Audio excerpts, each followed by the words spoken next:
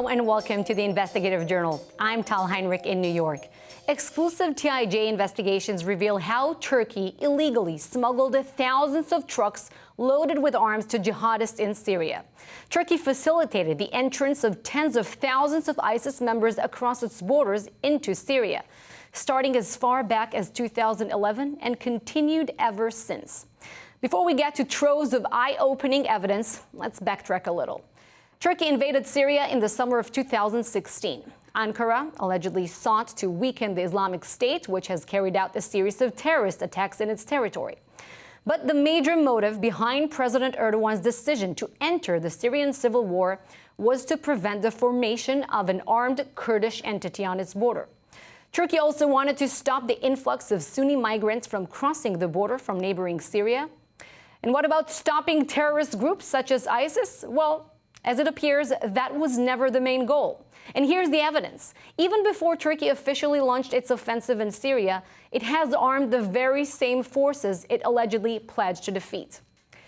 In these pictures, you're seeing trucks loaded with ammunition making their way to Syria.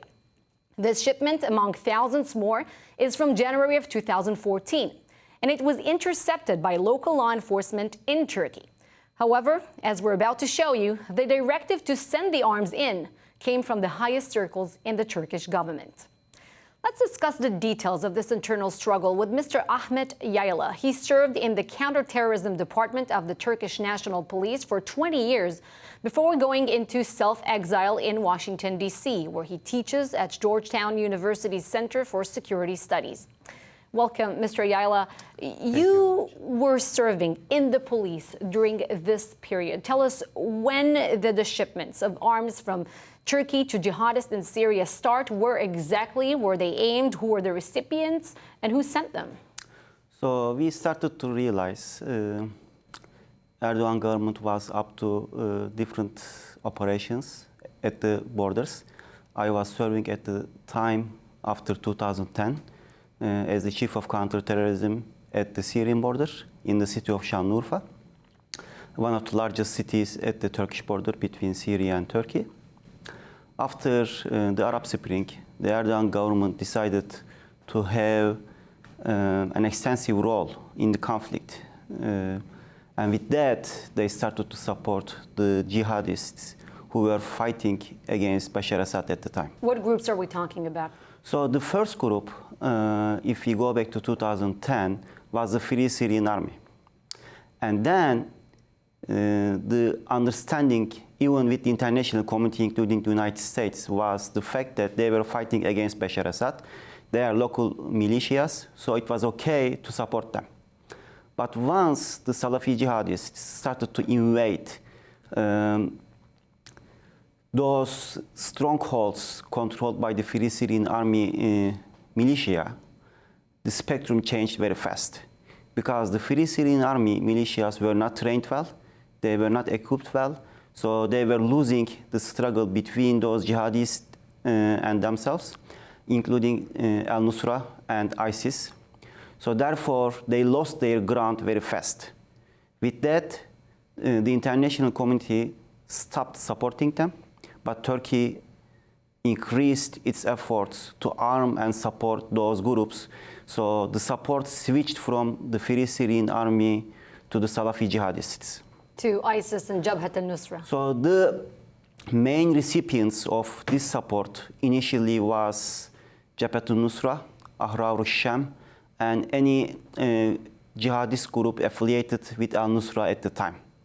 ISIS came to the scene after 2014 when they announced the caliphate.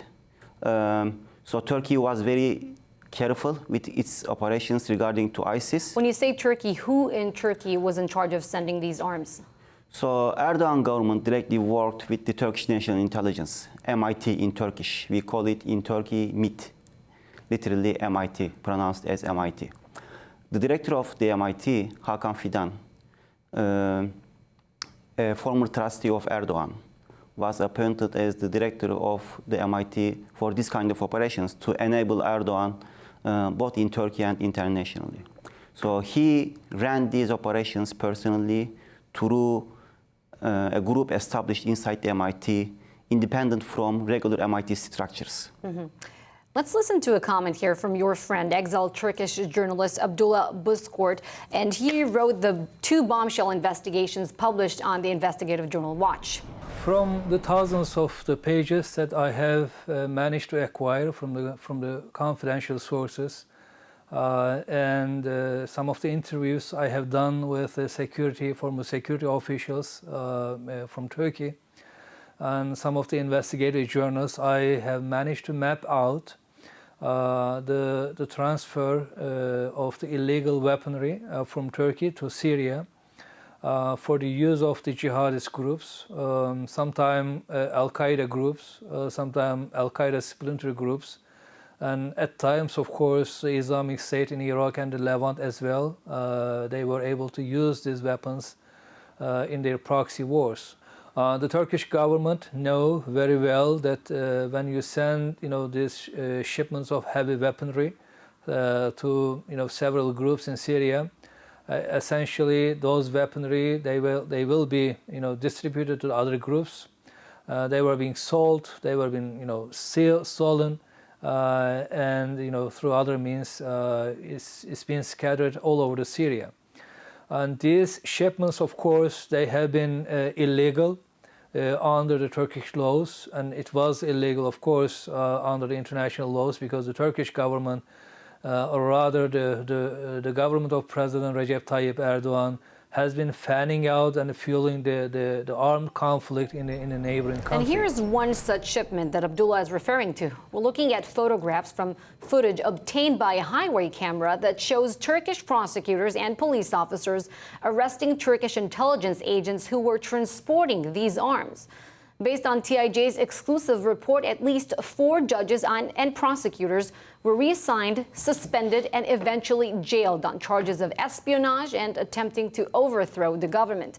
Ahmed, if you can explain, it seems as if there is a really intense confrontation here between different branches of the Turkish government. You have the judicial bodies, you have the intelligence, the police. How does it work? One arm of the government is allegedly in charge of sending these arms in, and the other arm tries to block it. And what's the president's play in all of this? So let me give you some background so that we can better understand.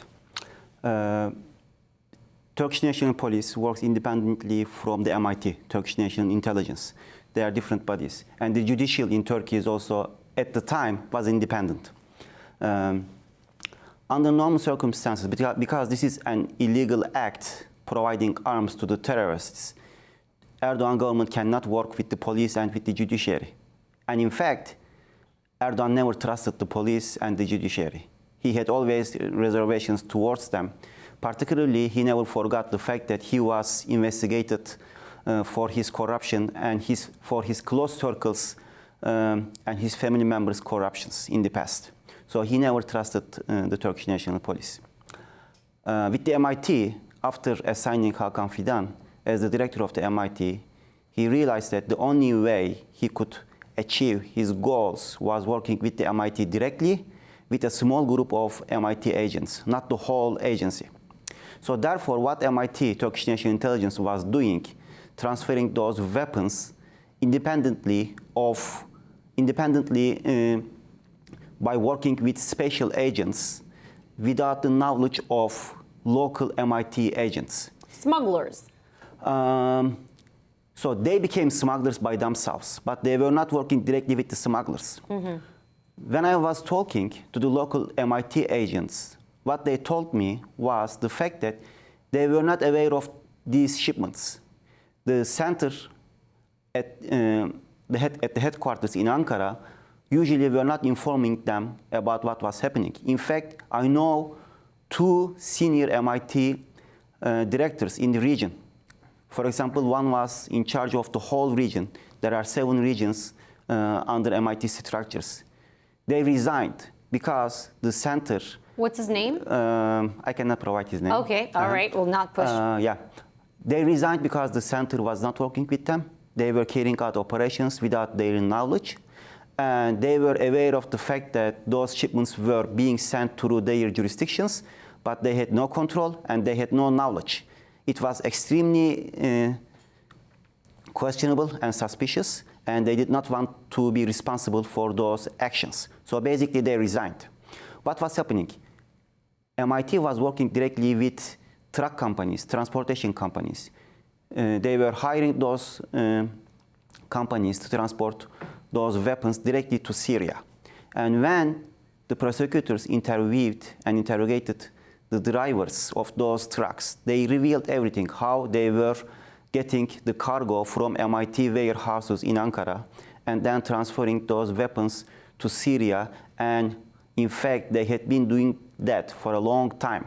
This was only one incident at Adana Highway when they were captured by the Turkish National Police with a warrant from the prosecutors. Mr. Buzkurt, to your point, he quotes a security source who worked in the airport in Ankara at the time, and he was saying, and I'm quoting, on a weekly average, 2 or 3 shipments were delivered under the cover of night by trucks with no record of incoming air cargo at the airport logs. The operation often saw Qatari planes landing with arms in their cargo. What do you know about Qatar's involvement in this operation? So that's correct. They used Ankara Esenboğa Airport. Qatar is a direct supporter of Erdogan's policies in the region. Erdogan and the Qatar Emir worked together, hand in hand. Qatar Emir supported Erdogan's objectives in the region. They provided particularly the cash flow for those jihadists. So their activities intersect, their objectives intersect, therefore they work together. And the Qataris were very implicit in their actions to help the jihadis and also to work with Erdogan to help those jihadis. But it wasn't only Esenboğa Airport, excuse me. Mm-hmm. For example, when the MIT realized their operations at the Esenboğa Airport was becoming revealed, they started to use Gaziantep Airport. So they were sending those cargo from Esenboğa Airport to Gaziantep Airport, which is a city at the border, bordering Şanlıurfa as well in the region. And those shipments were arriving at night. There were several Volkswagen cargo vans approaching to those airplanes and getting the cargo and carrying that cargo weapons out of the airport without any records. In fact, at the time, the chief of police, who was in charge of the airport, brought this issue, and he did not want to allow the MIT agents to use the airport without any records. Mm. He was harshly criticized by the MIT from the headquarters. They called the chief of police in Gaziantep. They told him, just deal with this issue. We don't want any problems. But the chief of police at the airport, because he is responsible from all the activities happening at that airport, did not want to cooperate with them, and he was fired. So similar operations happened in Gaziantep as well, not only in Ankara. Mr. Ahmet Yayla, stick around with us. Coming up next here on the Investigative Journal, we'll look at exclusive wiretaps obtained by TIJ. You don't want to miss this. Stay with us.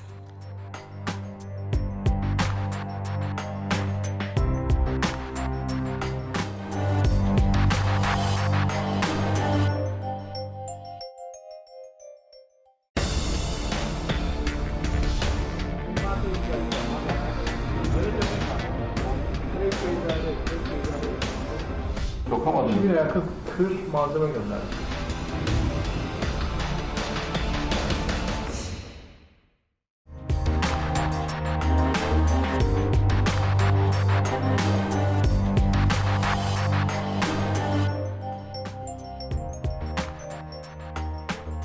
Welcome back. TIJ published exclusive wiretaps of recorded conversations between ISIL operatives in 2014. The recordings reveal how the Turkish government turned a blind eye to jihadists crossing the border from Syria and to Syria. Wiretaps obtained by TIJ expose disturbing numbers. On average, in a single day at one crossing point, ISIS smuggled anywhere from 50 to more than 100 militants into Turkey. In a one-month period between October 17th and November 18th of 2014, 1,440 militants crossed. Now, during the same time period, ISIL smuggled 87 militants back into Turkey. A later intercept recorded 111 people entering Syria on a single day in March 2015. Mr. Yayla, how do you feel hearing these numbers? This is all something that was happening during your time at service. So first of all, I would like to explain the fact that I had to leave my position because I did not accept what the Erdogan government was asking from me. In fact, the governor kept pressuring me to allow all those jihadis to pass through my city without being stopped or investigated, which I denied. And then at the end, when he realized I was not going to be working with him to carry out the orders of the Erdogan government through the governor in Şanlıurfa, I had to leave my position. So I did my best to stop those jihadis, but I was not allowed politically. The second is, the numbers you shared recently, they reflect only one crossing point. So the numbers are a lot higher than what we have here. Those wiretaps, the militant who was in charge of the passings between Turkey and Syria, they were talking about only the one point they were using to transfer their jihadis. We're talking here about, annual estimates of over 15,000 smuggled individuals. When we talk about ISIS, it is over 60,000 individuals. Some of these ISIS members, they even made headlines recently. I'm referring to 3 British teenagers, such as Shamima Begum. She recently made headlines, front pages in the British press after she was arrested. While she was in Syria, she got pregnant. She got stripped of her British citizenship, and she wanted to go back to the country. And that begs the question about the fate of ISIS children. Why do you think that European countries are not pressing Turkey more on the issue, since they know that these ISIS cells are making their way to cities like Paris, like London, through Turkey? So the biggest issue here is, I think, Erdogan played its cards very well. Erdogan played his cards very well. He's got leverage? He got leverage, and he became the gatekeeper to ISIS and Al-Qaeda for the Europeans. And he blackmailed the Europeans or the EU with allowing all those terrorists to Europe. And they knew very well, if Erdogan wanted, he would let those terrorists to pass through Turkey's borders and go to Europe for different kinds of terrorist operations. Therefore, he was very successful blocking the Europeans to pressure him or impose sanctions against Turkey by using all those terrorists or the immigrants or refugees living in Turkey. Can you explain President Erdogan's interests behind sending the arms to the jihadists in the Idlib province, Jabhat al-Nusra, ISIS that we mentioned before? Is it about money? Is it about oil? Rather, does he owe them since they helped him in the fight against the Kurds? Or is it politically benefiting him domestically? So I think the all answer of the above? is all of the above. Yes, definitely. If we go back to 2010, when the Arab Spring started, Erdogan saw that as a great opportunity for his international politics. He wanted to be the leader of Sunni Islam. And then he started a world tour. Basically, he went to the Islamic countries, including Egypt or other Northern African countries. He spoke to the people over there. He wanted to become popular among those populations. And when we look at Turkish government's international operations, including carrying out aid operations to the needy, opening schools, opening new structures, different types of structures, NGOs in those countries, they all started around 2010. So Erdogan wanted to lead the Sunni Islamic world. And he saw the conflict in Syria as an opportunity to grab that power. Basically, people talk about it as neo-Ottomanism. This was one of the reasons. So it was related to international politics. The second one is a little bit ideological and also domestic, involves domestic politics.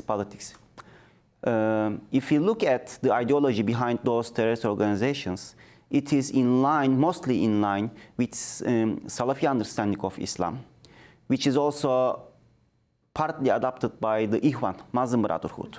And if you look at where the Muslim Brotherhood structures are established today, they're all in Turkey and in Istanbul. So Erdogan saw this as an opportunity to support the Muslim Brotherhood internationally for his international political objectives. But at the same time, he realized that if he supports these terrorist organizations and Salafi jihadis in Syria, eventually he would be controlling Syria because he thought Bashar Assad would not be standing too much. In fact, based on his calculations, he gave like 6 months to Bashar Assad to stay in power when the conflict first started. And talk about the money issue. The third issue is, of course, the economics, oil and trade. All of those terrorist organizations in Syria supplied themselves from Turkey or through Turkey. Turkey was the only source. If Turkey had not allowed those terrorist organizations to carry out their logistical operations, they would not be able to survive in Syria. When we talk about the logistics, it involves anything that you can think of for those people to survive, from food to clothing to shoes, but more importantly, weapons, and the logistical supplies for those weapons. Mr. Ahmet Yayla, stick around. We're taking a short break. Coming up next, more exclusive evidence of wiretaps, documents, and photos exposing how Turkey supported terrorist organizations in Syria, only on the Investigative Journal. Stay with us.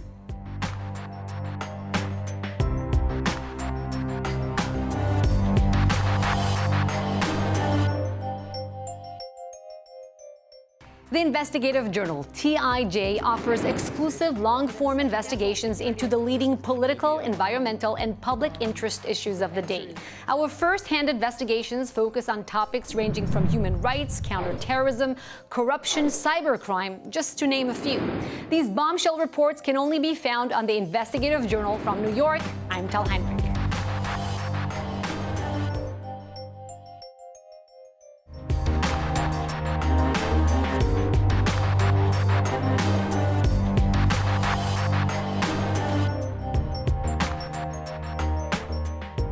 If you're just tuning in, we have been showing evidence of wiretaps, documents, and photos exposing how Turkey supported terrorist organizations in Syria, including sending thousands of trucks loaded with weapons to ISIS. The leaked audio recording we're about to play is a discussion in the Turkish language in a top-secret meeting in Turkey's foreign ministry in 2014. You're about to hear the head of the Turkish intelligence, Hakan Fidan, says that he sent 2,000 trucks loaded with weapons to jihadists in Syria after they demanded weapons. 2000'e yakın tır malzeme gönderdik buraya. Şimdi bakın. Komutanım şimdi biz gerekçeyi ben öbür tarafa 4 tane adam gönderirim. 8 tane boşanana füze de attırırım. Problem değil o. Gerekçe üretilir. Olay böyle bir iradenin ortaya konması. Biz savaş iradesi ortaya koyuyoruz. Mr. Yayla, I do not speak Turkish. It's not one of my languages. I can read subtitles, though. But tell us, what's the essence of this conversation, and how was the recording verified? So, first of all, we need to understand the concept behind this conversation. It happened just before the mayoral elections in 2014. And Erdogan was domestically suffering. He understood and he realized that he was going to be losing the elections. In fact, he lost power in those elections. So here what we see is a struggle by his cronies to create a fake war in Syria between Turkey and Syria so that they can invade Syria to increase Erdogan's domestic populations, make him like a hero and in the unite eyes behind of the flag. Nationalists. Yeah, of Ahmed, course. we also want your take on a different part of this leaked audio recording. It was pretty embarrassing to the Turkish government. Back in 2014, Turkish officials discussed the option of a false flag attack inside Syria that could be used as a pretext for an invasion of the country. And I'm talking about the Süleyman Shah tomb controversy, if you can elaborate. So ISIS basically invaded the surrounding of Süleyman Shah tomb, which belongs to Turkish government or Turkey. Historically, there is an agreement between Syria and Turkey. It is a historic artifact coming from the Turkish history. And I think around 8 months, they did not allow Turkey to supply the soldiers who were guarding the tomb. Therefore, Turkey started to consider an operation. But it was basically an operation and where behind the scenes Turkish MIT dealt with ISIS and also at the time with the YPG, because the YPG assisted the Turkish military through their operations to arrive to the tomb and to take the tomb from its place and to demolish the tomb and carry it to the Turkish border. Carry the tomb back to the Turkish border. Let's try for a moment to get into Erdogan's head and see how he analyzes the situation in Syria. Does it help him politically to show that he's able to, contain, counter Kurdish aspirations in northern Syria, plus he's able to block the influx of Sunni migrants into his country? So in Erdogan's mind, from his perspective, Erdogan was trying to kill 3 birds with 1 stone. The first is stopping the YPG in Syria. Basically, ISIS was fighting back against YPG in Syria, and they were successful at the beginning. The second is basically related with the domestic politics, because he could claim that he is waging war in Syria against the enemy, and he becomes a hero in the eyes of his base. The third is related with the Turkish economy and Erdogan's own gains. When we talk about the Turkish economy, all those jihadis, particularly ISIS, purchased all the supplies, all their supplies from Turkey. There was an ongoing operation, uninterrupted, between Turkey and Syria, ran by those jihadis, in addition to what MIT was already supplying. The second is oil. Erdogan's son-in-law, based on the leaked emails, his email was hacked. He established a company named Powertrans. And in 2014, this company was awarded a contract by the Turkish government, by Erdogan, to transport oil from Syria to Turkey. So Berat Albayrak's company, Powertrans, purchased ISIS oil, at its peak paying $3.5 million to ISIS. As released by the Russian intelligence, satellite intelligence pictures, around 8,000 trucks between Syria and Turkey transporting ISIS oil from Syria to Turkey. And Erdogan's son, Bilal Erdogan, selling this oil to the world by his tankers. He had a company named BMZ Transportation, and those tankers sold this oil as Turkish oil to Israel, to other European countries, basically to the whole world. So he made a lot of money. His family, Erdogan's family, made a lot of money by purchasing and selling ISIS oil. I want to focus, before we wrap it up, about what's happening in the present, right now. And let's zoom in on the Idlib province in northwestern Syria, because the UN says it's on the brink of the worst humanitarian crisis in the century. A couple of weeks ago, 100 Syrians died in one day over there. What kind of collaboration are we seeing right now? I know you're in Washington, D.C., in Pennsylvania. You're not on the ground on the border yet, but what kind of collaboration exists right now between Turkey and the jihadists in Idlib?